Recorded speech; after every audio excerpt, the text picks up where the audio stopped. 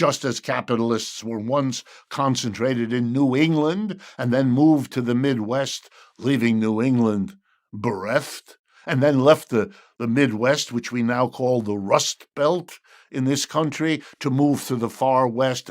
Eventually, they move out of the country. The same logic driving them at each step. And they've now moved out.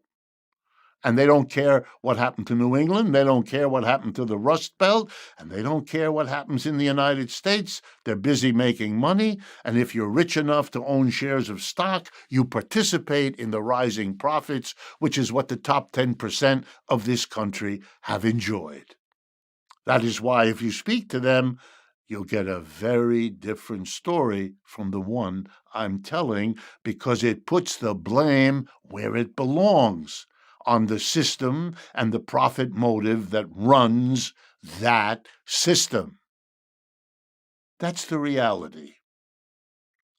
But blaming the foreigner is the convenient story. So we blame the immigrants and avoid telling the context, which explains why they're even there.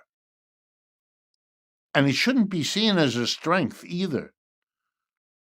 Expelling immigrants, deporting them by the millions, which is current policy in the United States, admits that what made America great, which was bringing in waves of immigrants, remembering the basic rule that when an immigrant arrives and he or she goes to work, they always produce more for their employer than the employer pays them in a wage.